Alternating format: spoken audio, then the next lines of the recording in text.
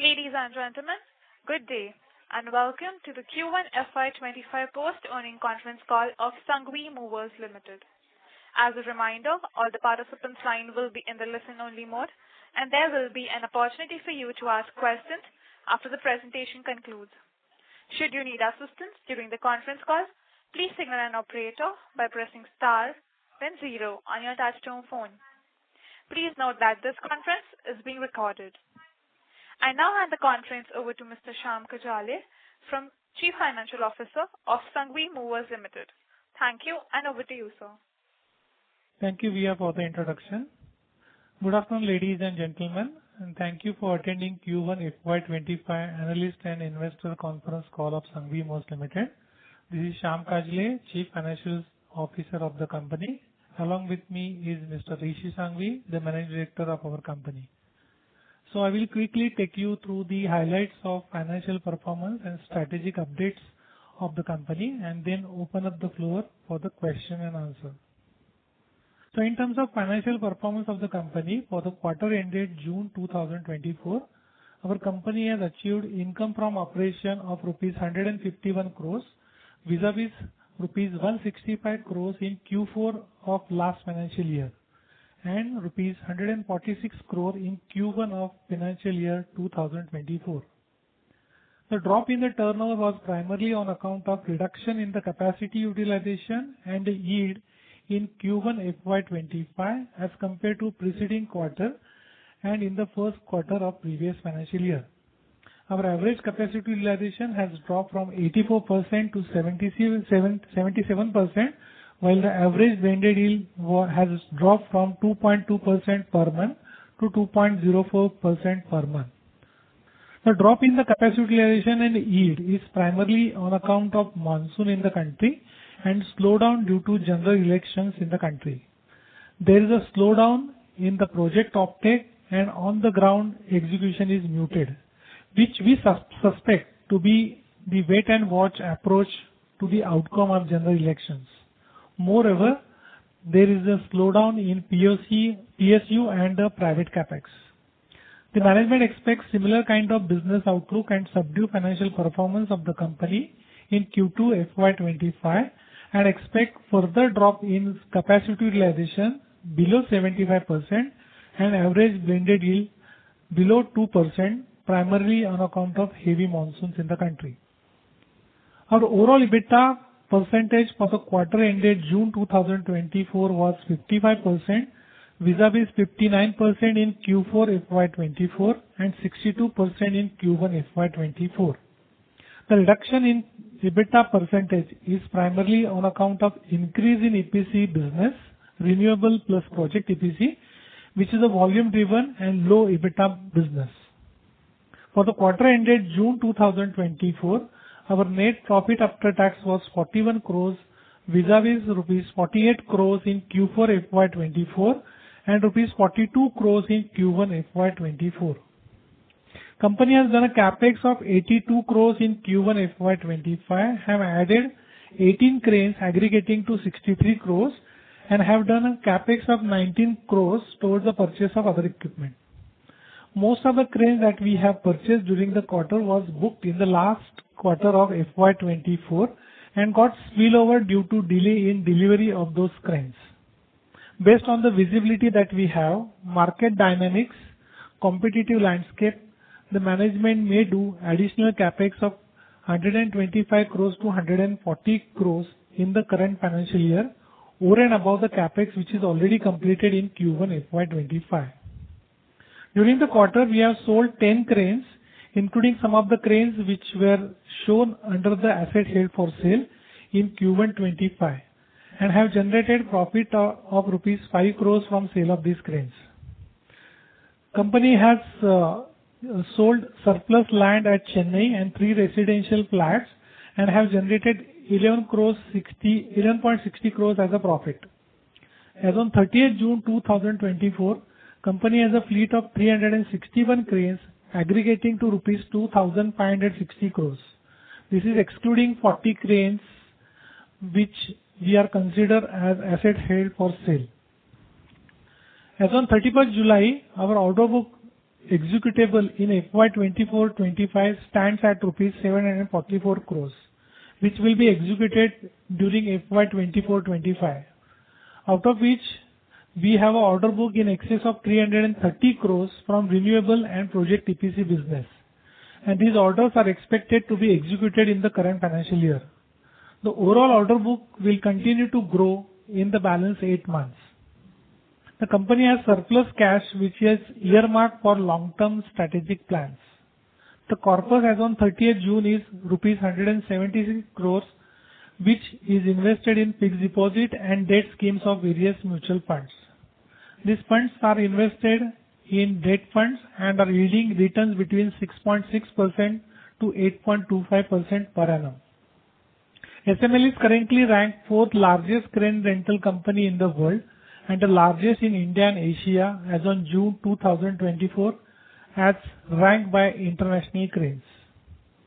I will now hand over the floor to Rishi Sanghvi, our Managing Director, to speak out the strategic and long-term growth initiative that we have undertaken. Over to you, Rishi. Thanks, Shyam, and good afternoon, everyone. In order to leverage some of the core capabilities within the company, which we have developed in the renewable industry, project EPC and logistics services, your company proposes to create distinct business units by spinning off these activities into 2 companies, which will be wholly owned subsidiaries of Sanghvi Movers Limited, primarily Sangreen Future Renewables and Sangreen Logistics. The tentative date for the spin-off of these business verticals will be 1st October 2024. The primary thought behind the proposed spin-off is to unlock the full potential of each of these business segments, and we plan to do so by providing dedicated resources and leadership who will own the P&L responsibilities of these business units. Our strategic consultant, Bain & Company, is helping us evolve this vision of growth and value creation. I would now like to open up the floor for Q&A and hand it back to our moderator. Thank you. Thank you very much. We will now begin the question and answer session. Anyone who wishes to ask a question may press star and 1 on the touchtone telephone. If you wish to remove yourself from the question queue, you may press star and 2. Participants are requested to use handsets while asking a question. Ladies and gentlemen, we'll wait for a moment while the question queue assembles. The first question is from the line of Aman Soni from Invest Analytics Advisory LLP. Please go ahead. Hello. Am I audible? Yes, you are. Can you please provide insights into the Q2 demand environment within the industry and share the outlook for the industry moving forward in FY25?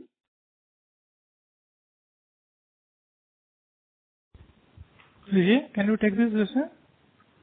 Shyam, I could not understand. Could you please repeat? He's just asking the business outlook going forward. Am I right? Industry outlook. Yeah. Yeah, so as we already mentioned in our opening remarks, there is a dip in the capacity utilization and yield, which we have said is on account of the monsoon, early onset of monsoon in the country, and a general slowdown due to the elections that took place. The project offtake is slow, the ground execution is muted, and we suspect that this is due to a wait and watch approach to see the outcome of the elections. Moreover, PSU and private capex has slowed down. However, notwithstanding these opening remarks, we are proud to state that our order book for this year, as of 31st July, stands at around 750 crores. And the entirety of this order book is executable in this financial year, FY24-25. Now, of this 750 crores, we see approximately 330 crores coming from the renewables and project EPC business. We still have a balance of 8 months to go. So we see that we expect that in the second half of the financial year, there will be an improvement in the demand for cranes, and we will be able to further pick up the utilization and yield in the last 2 quarters of this financial year. The demand for cranes is coming from a number of sectors, or will come from a number of sectors such as wind, renewable wind, steel, cement, thermal power, nuclear power, roads, metros, railways, bridges, ports, and other infrastructure projects that are being built across the country. Thank you, sir. Thank you very much. The next question is from the line of Dipan Sankara Narayan from Trustline PMS. Please go ahead. Good evening, everyone, and thanks a lot for the opportunity. So firstly, can you throw more light on these new verticals which you have talked about these renewables and logistics company? So what is the kind of capital required for these businesses, and how do we see the revenue scale up and also the return ratio profile of these businesses look like? Rishi? So as we discussed earlier, the renewable wind and project EPC business or the logistics business, these are volume businesses with low EBITDA margins. We have already bagged orders worth more than 336 crores, and there are many other inquiries and orders that will come in the pipeline. Going forward, we expect that this business will grow more than 50% year on year, considering our well-established reputation and the fact that we have built a robust track record. Now, putting these things into perspective, the management has taken the call to carve out these new services or new activities into 2 separate business units, which are primarily Sanghvi Future Renewables and Sanghvi Logistics. As I mentioned, both of these companies will be 100% wholly owned subsidiary of SML, and the intent to carve out these businesses is to unlock their full potential. Eventually, these units will transform into sustainable long-term value creators, and this will add a tremendous amount of value for our shareholders. We are pleased to note that as we scale up both of these businesses, we are seeing improved EBITDA margins, which we believe will settle between 12 to 15% in the long run. Okay, so more specifically on this logistics business, so there we are talking about storage, warehousing, transportation, even container freight station kind of services, which is mainly related to our core business itself, or we are separately doing logistics services for even other companies or other customers as well.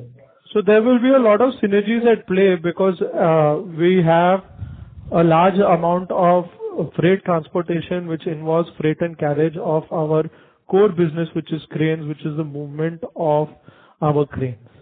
On the renewable side, we do a lot of WTG component movements which is from factory to site or port to site, as well as the intercarting of WTG components as well as cranes from tower to tower.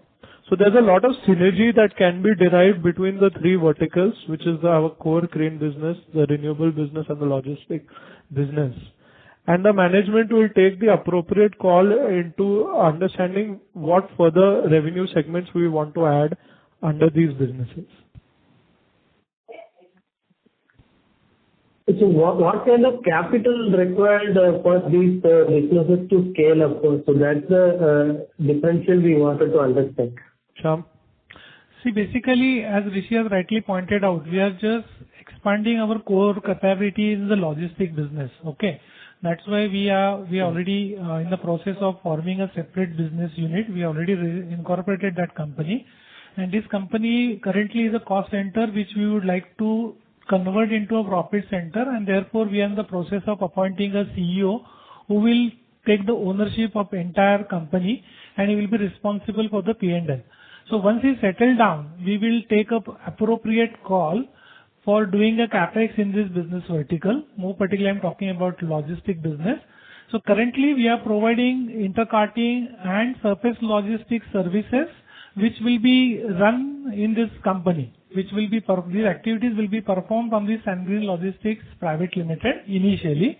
And once the CEO settle down, we will expand these services as mentioned in our object clause once the CEO settle down. So currently there is no capex plan for doing any asset acquisition in Sanghvi Logistics Limited. Similarly, in Sanghvi Future Renewable Limited, it's EPC services, and that doesn't require any capital infusion as such. Okay. So in the view of customer, you will be a full service provider right from the full complete value chain. So that way we will be operating as a player, right? Yes. Our modality will be from conceptualization to commissioning. Okay. Got it. Thanks a lot and all the best. Thank you. The next question is from the line of Debashish Neogi from SD Investments. Please go ahead. Yeah. Good evening, sir. Am I audible? Yes. Yeah. Sir, strategically, the way we are extending is the right way, and creating separate vertical under each CEO. My question is on the core business. On the core crane rental business, okay, and if we had been operating at the capacity which we used to operate, okay, so even if we add that, then also the core business is not growing. What is the reason? Because we are the fourth largest in the world and a market leader in India, and we have a huge tailwind, specifically on renewables wind. So why the core business is not growing, even if at the capacity which we had before?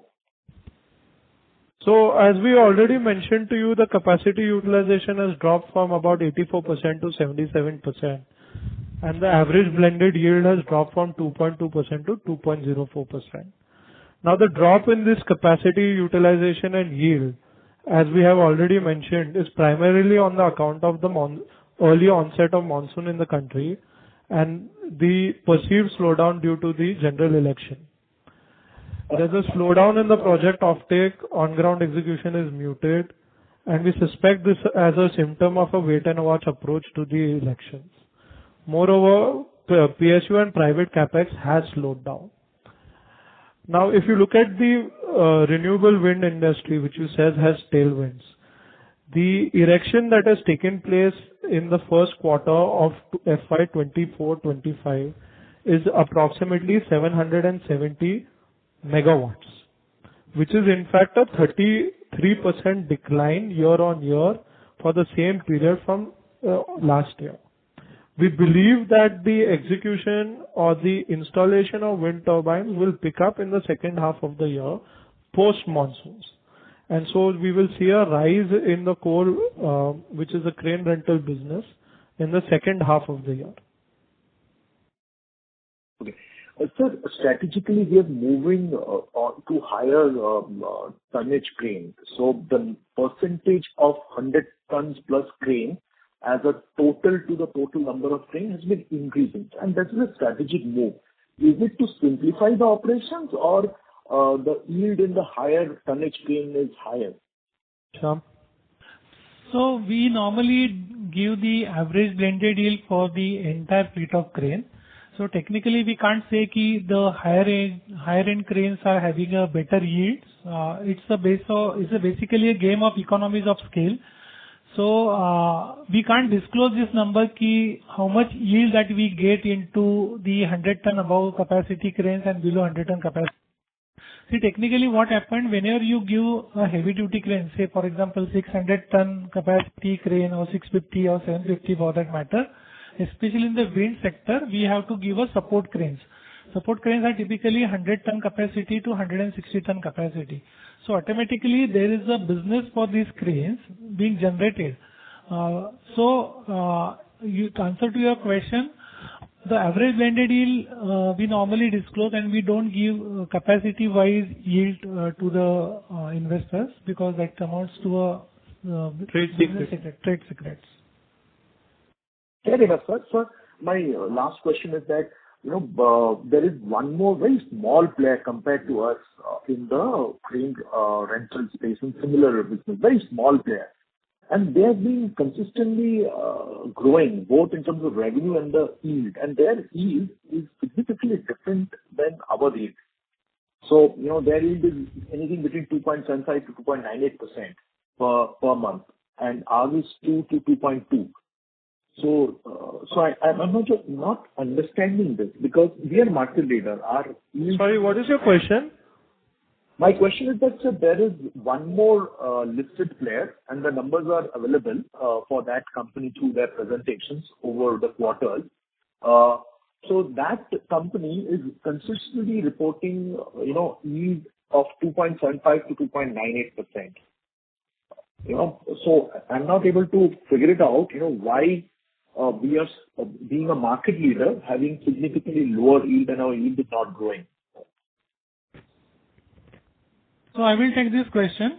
See, basically, we are a 3.5-decade-old company, and when we started our business with used cranes, and then we started acquiring a lot of German cranes. And as you know, the German cranes are more costly. The yield is a function of basically the pricing power of the fleet. So our average blended is supposed to come down because we have a lot of German cranes bought in the past. So the competitors which we are talking about, we don't know their fleet composition. So perhaps they may be the late entrant in this business. They must have purchased a lot of Chinese crane, and as you know, Chinese cranes are cheaper than the German cranes. Their yield is expected to be higher than the German cranes. Okay, understood, sir. Thank you, sir. All the best to you, sir. Thank you very much. Next question will be from the line of Sunil Jain from Nirmal Bang Securities Private Limited. Please go ahead. Yeah, thank you very much for taking my question, sir. Sir, in EPC business, you said that that doesn't require any capex. So if you can talk about what will be the working capital requirement, because in the presentation you said that the extra cash which you have of around 176 crore that will be deployed in the new businesses. Okay, for the working capital thing, for the EPC business, we require more particularly the bank guarantee limits. Non-fund-based limit. Okay, which we already tied up. I don't know whether you saw our presentation. You must have seen the total debt position is also being disclosed in the investor presentation, and the CC utilization number is also given. So even if we are going in this business in a full-fledged manner, our average CC utilization is less than 3 crores. So this particular business is more they require more non-fund based limit, which is particularly the BG limit, which we are tying up with the banks. So specifically, what will be the debtors today? The debtors for this business also we are putting a threshold of between 30 days to 45 days. In fact, most of the customers in our renewable wind business, these are IPPs, independent power producers, with very large balance sheets, and they're very highly capitalized. So they are, they are either fund backed, sovereign fund backed, pension fund backed, or private equity backed, or they are foreign utilities who have come to India and setting up, or they are listed independent power producers. So they are well capitalized. Their entire financial closure for the particular wind farm is achieved prior to the start or the execution of the project. So we are able to be secure in our cash flows from them, and that's why our debtors days we are able to manage in this way. Okay. And sir, second question relate to you said that the Q2 will have an impact of monsoon. So is there anything else, or except monsoon everything is okay? So as we mentioned, and I think now this is the second or third time, there has been an impact due to a slowdown because of the general election. Private and public capex is also slowing down. execution on ground, because we are the real proxy to what is happening in the with respect to the infrastructure in the country. So execution on ground has slowed down, and we perceive, at least within the renewable wind energy space, for capacity utilizations to go up post monsoons, because there will be a huge push to meet the annual erection target this year in the country. Besides this, some of the projects will start picking up in the second half of the financial year within the steel, cement, thermal and nuclear power, metro, railways, roads, bridges, ports. So these are the sectors that will fire in the second half of the financial year. And it will significantly add to our order book, which currently stands around 750 crores. And we have 8 months to go. And the entirety of our order book is executable in this financial year. And this 336 crore order which you have in EPC, everything is executable in the current year itself? Yes, that is correct. Great. Some of this order book may get pushed to the next financial year, but this is due to external bottlenecks, potential external bottlenecks, or a delay in the start of the projects. Yeah, but in 744, this is included totally. The 336 is included. Is that your question? Yeah. Yes.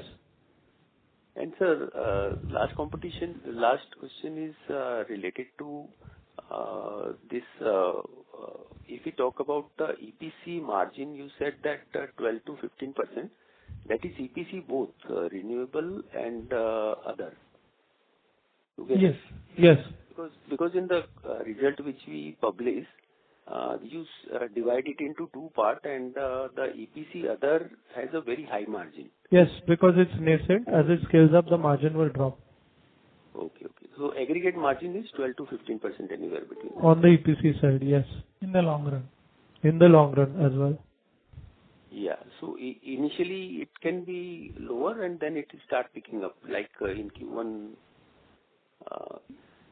See, currently it is 17%. If you see the Q1 number, blended EBITDA margin for both wind and project EPC is 17%, which we are saying in the long run it will settle down between 12% to 15%. Okay. Fine. Great, sir. Thank you. Thank you. The next question will be from the line of Deepak Pradar from Sapphire Capital. Please go ahead. Yeah, I'm audible, sir? Yes. Yeah, okay. Yeah, thank you very much, sir, for this opportunity. So just first of clarification, I mean, this 750 crores order book, which includes 336 crores of EPC or renewable orders, right? Yes. And this entire 750 crores we are targeting for execution in FY25 itself, out of which 150 is already done. So remaining 3 quarters we are looking for 600 crores of execution. Plus new orders will be also added in next 8 months. Yeah, so what can be the expected, that new execution and over and above the 750? I mean, what can be the range that one can look at? It depends upon the order booking, eventually. So there are a lot of inquiry pipeline is there. It depends upon the conversion ratio also. I think what you can do is we have given numbers in the last financial year. So an extrapolation will give you some kind of idea where we could close the financial year. But as a best practice, we don't want to give a forward guidance. You refer page number 17 of the investor presentation. Reiterate, which presentation? This presentation? The IR presentation. Okay, so in the page number 17 you have given, the order book position, right? Correct. But can you just reiterate what you have suggested for the last year? It's on page 17, my friend. Okay. Fair enough. I got it. And we do expect that share of renewables execution in this year, percentage revenue mix would be higher as compared to last year, right? FY24. That would be a fair assumption to make. Would be at least 30-35%. Overall. Yes. So accordingly, our margin would be diluted to that extent. Because our rental would have 50 to 55% margin, and this business would have 15% plus minus somewhere. Yes. Okay. Fair enough. Okay, yeah, that would be it from my side. All the way best. Thank you. Thank you. The next question will be from the line of Jehan Bhada from Nirmal Bang. Please go ahead. Yeah, good evening. Sir, if I look at the other listed wind turbine generators, they have been, their order books have been growing at more than 100%, and even execution is much higher. So, if you can help us understand, the wind installation for the country in the quarter one was down, you said, but so can you help us reconcile as to the difference between our company, which in the first quarter we have not been able to increase the order book materially, but the wind turbine generator guys are able to do that. So if you can explain that. No, I'm not able to comment on their numbers. But the fact is that in the first quarter of this financial year, only 770 megawatts has been installed. Whereas in the same period a year ago, it was 1,140. Right. So, I would say it is unfair for me to comment on the wind turbine manufacturers' numbers. That's something it's better left for their management to comment on. Yeah, I would like to add here that there is a fall in the capacity utilization in the current financial year is primarily because of delay in granting the grid connectivity, land availability, and the right of way challenges. So there are some challenges in the wind industry itself. So that is delaying the execution on the ground. So their order book may be swelling. Yes, you are right on that front. But there are on-ground challenges in execution of those projects. Fine. All right. Thank you, sir. Thank you. The next question will be from the line of Agastya Shah from Shah Capital Advisors. Please go ahead. Hi, sir. Thanks for the opportunity. I just wanted to ask, on 28th of June this year, we gave an interview to ET Now. And in that interview, we had mentioned that we will need to go to the board for a fresh capex approval above 200 crores, while currently our guidance is much lower. So what has changed in the last 30 days? No, if you see the commentary that we have given, we already mentioned that we have already done a capex of 82 crores, which includes capex of 63 crores for purchase of cranes, and we may do additional capex between 125 crores to 140 crores in the current financial year, over and above the capex which is already completed in Q1 FY25.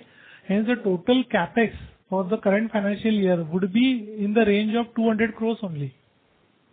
Okay, but I think on the interview we had said we are very confident of taking it above 200 crores this year. Well, so currently we are targeting and restricting up to 200 crores. If there is business visibility and opportunity, we may increase the capex number and we'll take the board approval. So subject to board approval, we may do additional capex. But what has changed? Like currently we are not looking to do more than 200, while on the interview we were very upbeat about it.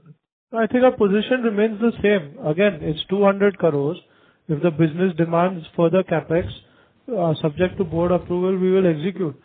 For example, last year, when we started the financial year, our plans were definitely lower than what we have executed. I believe we closed the year, Sham, at 340 crores, right? Correct. And our starting plan was somewhere around 200. Right. Okay. All right. Another question. We are getting into this EPC business, which is new for us. While on the other hand, we are seeing that a company called Inox Wind is getting into our core business of crane rentals. I just wanted to understand what is our vision with this business. What kind of return metrics are we expecting? Any color on return on capital, cash flows? How do we see it adding value? Sham, you want me to take that? Yeah, please. Yeah. So look, first of all, on the renewable space, it is a natural progression from us because we are already in the we are already providing the crane services to the renewable sector. We have a very well-established position and reputation with a number of our customers.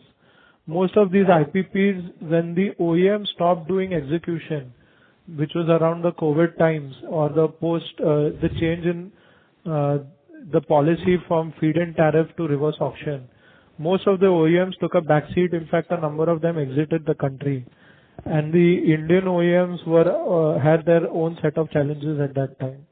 So there was a tremendous pull or demand from the market for a well-established, well-governed, reputable company to deliver on turnkey services for the renewable industry. And it's that pull that led us to provide services around civil, electrical, mechanical, and logistics. These activities include a number of services such as constructing the foundation, erection and commissioning, storage yard development and maintenance, purchasing and construction of transformers, PSSs, 33 kilowatt lines, and all other such activities which comes under the term of balance of plant activities. We see today that we have approximately 336 crores of top line, and this is a business which we are scaling up and being very selective on the type of customers, type of projects that we want to work with, what is the financial closure on those projects, who are the other stakeholders involved in the execution of that project, because all those factors have a direct impact on where our margin lies in the services that we provide the customers. So we believe, as we already mentioned, that this business will scale 50% year on year, and in the long term, once we achieve a certain size and scale, that the EBITDA margins will settle anywhere between 12 to 15%. There will be a tremendous amount of value creation that takes place within these business verticals, because again, as we said, it will have their dedicated resources. There will be a leadership team that has P&L accountability, and they can drive and really drive the business to achieve its full potential. Now, with respect to Inox, again, it's an announcement that they have made today in their current investor presentation in the last quarter. There, in the past, few of our own customers have tried to buy their own cranes and started to even rent those cranes in the market without understanding the technical complexities and other nuances of this business. We are in an asset sweating business which requires a very different approach and execution capabilities. Now, I can't comment on the decision that the Inox Group has taken to venture into our business, as the management must have applied certain probably lenses or put in some guardrails. It's too early to comment or give a further comment on how this is going to pan out for them.